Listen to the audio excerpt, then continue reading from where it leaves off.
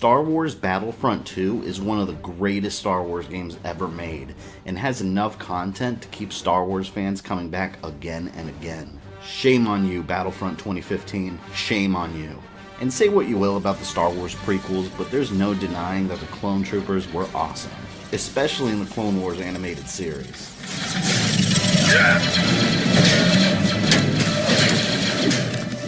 Usually Star Wars games put players in the role of a Jedi, but Battlefront 2 puts the story spotlight on the Clone Troopers and the Empire's rise to power. And who wants to play as a Jedi anymore anyways? They're losers. I'll prove it.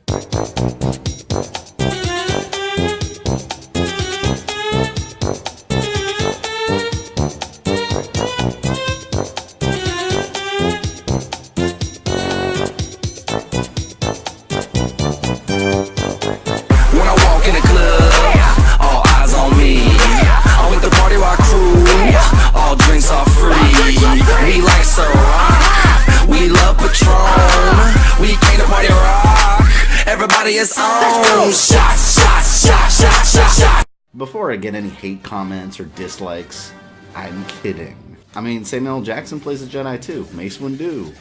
Does he look like a bitch? But in all seriousness, it is great playing the Star Wars universe from a different point of view. Now, I'm not going to bore you with describing any gameplay mechanics in great detail. If you've played a third-person shooter before, it plays just like most others. You've got different classes of soldiers you can pick, each with different weapons of their own, and your goal is to capture and hold different parts of the map until you win. And there's multiplayer, where you can pick different factions, like the Rebels or the Droid Army. We're going to go into the campaign and see the battles of the Star Wars universe from a soldier's point of view. And I know Disney has their new Star Wars official canon, but we're going to ignore all that and just go over what this game shows us, whether it still fits or not. The first mission is an optional tutorial level on a planet you may recognize from Star Wars Episode 2, Geonosis, where the clone troopers were deployed into live combat for the first time at the start of the Clone Wars. The story follows a group of clone troopers that form the 501st Legion, famous for being part of almost every major battle in the Clone Wars, and later for being under the direct command of Darth Vader. In the movies, the clones were never really given much importance or personality, other than being a bunch of guys that look the same and follow orders blindly, while getting blasted away in the background. Battlefront 2 does an amazing job at humanizing them. It paints them as these battle-hardened soldiers that are completely devoted to following their orders, constantly being thrown into horrible situations while watching their fellow brothers-in-arms getting killed, and standing by while the Jedi get all the credit for winning battles. What helps give the story so much authenticity is the clone narrating it. He's completely convincing as a war veteran that was in the front lines and witness to decades of war, sharing his experiences from his war journal with the player. My first day as a member of the 501st. It was hot, it was sandy, chaotic. Nothing at all like the simulations on Camino. Of course, that's pretty much the way it was for all of us, wasn't it? All that breeding, all those years of training, it doesn't really prepare you for all the screaming or the blood, does it? Frankly, I'm still amazed we ever made it through the first hour. Never mind the first day. In most levels, you do eventually get to play as Jedi briefly. On Geonosis, you get to play as Mace Windu, for example, and you can dash around with your lightsaber and force powers. And riding around in the tank in this level is pretty awesome too. It makes you feel invincible. After you win the Battle of Geonosis, the 501st gets deployed to Megiddo, which is the planet you see briefly in Episode 3 that Ki-Adi-Mundi gets killed on. But the 501st get deployed here before this happens, and fight together with Ki-Adi-Mundi. They were secretly given orders to retrieve an experimental power source that Palpatine wanted for a super laser. And this is the power source that's eventually used to power the laser that fires from the Death Star.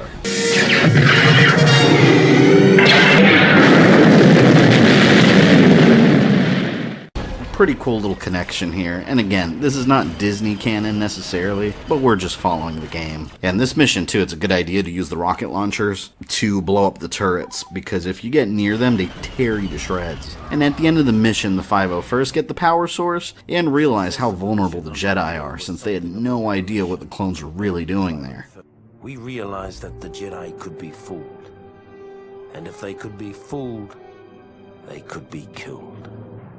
And if you remember the opening scene of Episode 3, Anakin and Obi-Wan are in a space battle above Coruscant and attempting to save Palpatine after being kidnapped by General Grievous. This next mission here takes place just before this moment, and it's the 501st Legion's job to buy time for Obi-Wan and Anakin to save the Chancellor. And this is where Battlefront 2 really shines over the new Battlefront game. It has full space battles. You can take out individual turrets on these massive capital ships, disable specific parts of the ship like life support or the bridge, and you can even dock inside of them at will and take them out on foot from the inside. I can honestly play these space battles all day long and not get bored. After you successfully fight off the enemy ships, Anakin and Obi-Wan save Palpatine, and this is the first time the narrator expresses that the clones may not be getting the recognition they deserve. General Kenobi and Skywalker took advantage of the opportunity we'd created and rescued the Chancellor. Took all the credit, too. Next, we go to the fungus planet of Felucia, briefly seen in Episode 3, as the location where the Jedi, Aayla Secura, is betrayed and killed by our own troopers. Taking place before this moment in the movie, the 501st are stranded here with no support, and really show how much they respect Aayla Secura as a Jedi, which makes her death by clone hands later even more tragic. Cut off and for all we knew abandoned by our superiors. Our only hope was Aayla Secura, our Jedi commander. Without her iron will, none of us would have come out of that mess with our sanity or our lives. This mission is pretty much a survival game. There's an onslaught of droids and creatures coming at you, and I love playing as the scouts here. They've got a sniper rifle, and it works wonders on these monsters. Plus, the jungle-themed armor looks badass too. And Aayla Secura gets 2 lightsabers that you could swing around and feel awesome with. Eventually, you fight off the droid army, and the 501st is able to evacuate off-world while she stays on the planet with the other troops. I love the narrator's comments at the end because it shows that the clone troopers were aware that the order to wipe out the Jedi was going to come soon, and none of them felt good about it. While they respected their Jedi generals and were fiercely loyal to them, orders came first no matter what. Aayla Secura made a point of seeing us off personally, calling us the bravest soldiers she'd ever seen. It's a good thing we were wearing helmets, because none of us could bear to look her in the eye. Another major battle in Episode 3 takes place on Kashyyyk, the homeworld of Chewbacca and the rest of the Wookiees. The droid army was invading their home, and the 501st gets deployed to help them fight back. First, there's another fun space battle above the planet. Then you do go down to the surface, and it's clear that the clones didn't think much of the Wookiees at first. I took a long look back at the battle that continued to rage over the planet, and wondered why so many had to die for a bunch of walking carpets. Until they fought with them side by side on their home turf and saw how dangerous they could be. What none of us had counted on was the Wookiees. We'd all heard the stories, of course, but we'd never fought next to them. Never seen them rip apart a droid with their bare hands. They were magnificent. Throughout the majority of this mission, you're defending a beach, and I like to use the rocket launcher here too. Those giant spider droids off in the distance are a pain in the ass if you just have blasters.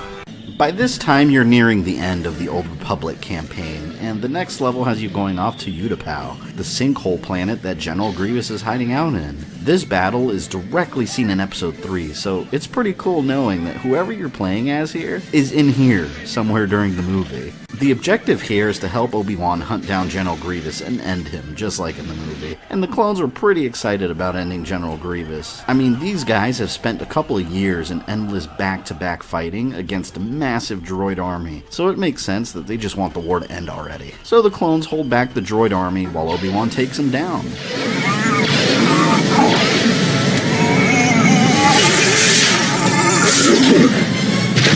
So uncivilized. Operation Nightfall. This was the highlight of the game for me. Order 66 comes through, and it's time for the Jedi to be exterminated. We've never experienced this moment in Star Wars history from the point of view of the clones that were ordered to betray the Jedi they fought side by side with for years. It's such a dark moment, and the narrator makes the scene even more tragic by describing how the clones felt before the mission. Nobody said a word, and that shows that they all knew what was about to happen, and there may have been some feelings of guilt and betrayal involved, but again, orders came first, and in their mind, it was for the greater good. What I remember about the rise of the Empire is is how quiet it was. During the waning hours of the Clone Wars, the 501st Legion was discreetly transferred back to Coruscant. It was a silent trip. We all knew what was about to happen, what we're about to do. Did we have any doubts? Any private, traitorous thoughts? Perhaps, but no one said a word.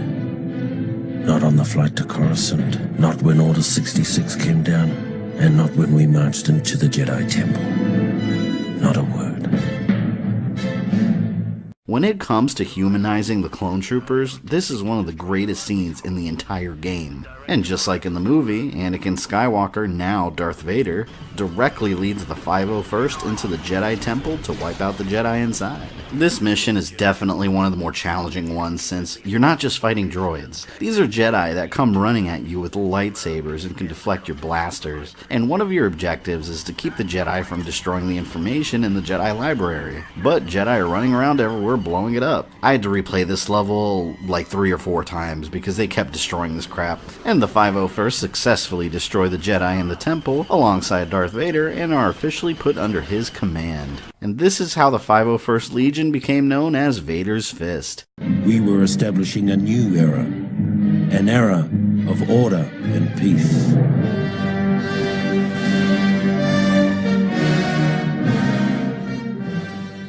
The days of the Old Republic are done, and the Empire took over the galaxy. You get an entirely separate campaign, telling the story of how the 501st served the Empire and helped the Emperor cement his military power.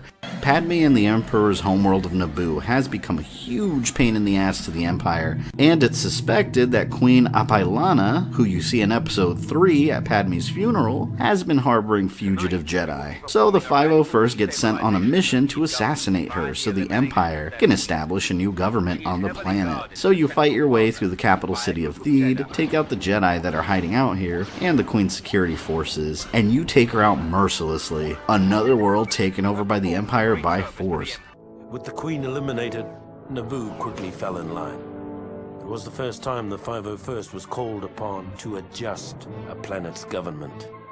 The next mission isn't all that interesting. There's a Geonosian that somehow survived the Clone Wars and found a droid factory on Mustafar, which is the planet from Episode 3 where Darth Vader almost burned to death. And this Geonosian used the factory to build a small droid army of his own to fight the Empire. And the 501st don't take kindly to someone trying to restart the Clone Wars, so you have a space battle above the planet before going down to the surface, finding the Geonosian that's trying to build this droid army, killing him, and bombard the planet, officially ending any chance of the Clone Wars reigniting.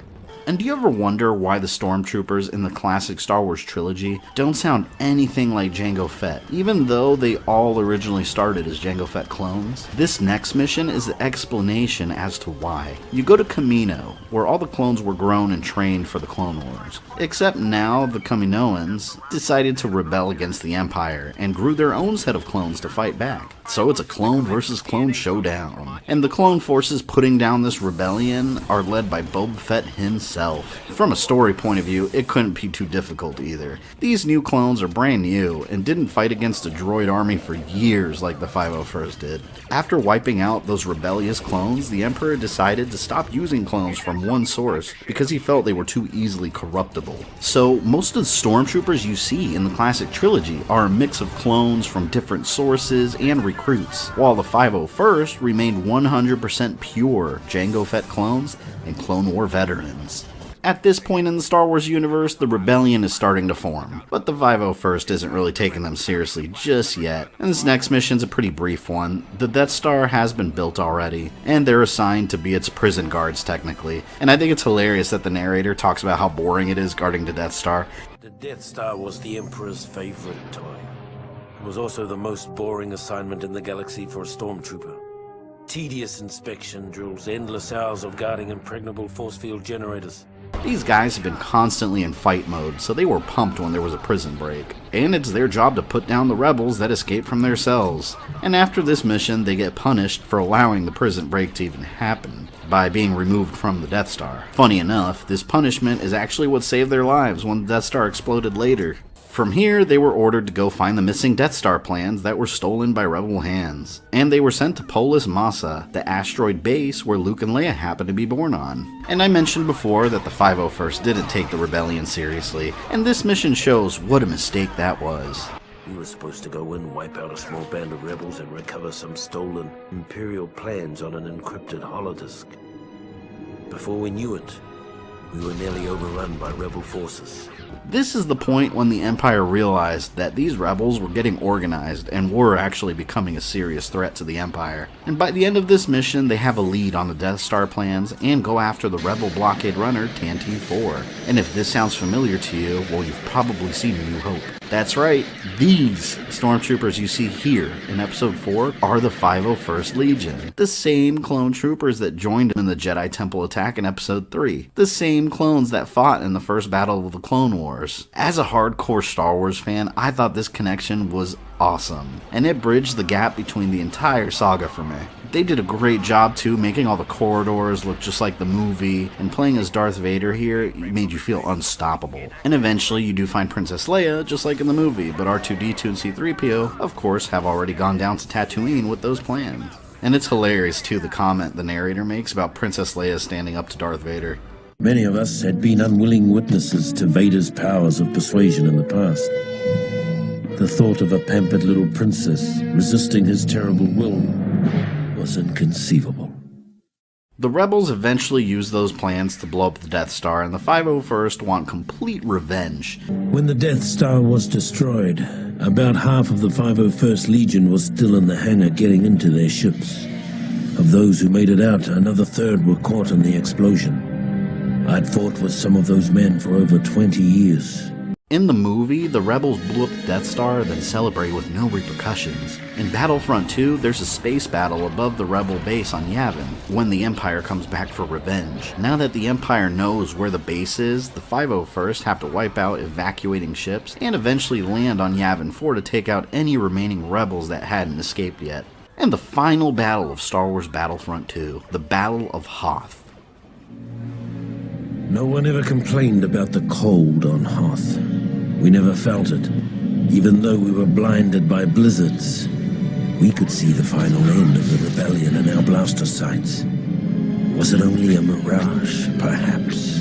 But on that day, on that planet, our blood ran hot with dreams of victory, melting the ice that stood in our way. Undisputably one of the most iconic battles in the history of Star Wars.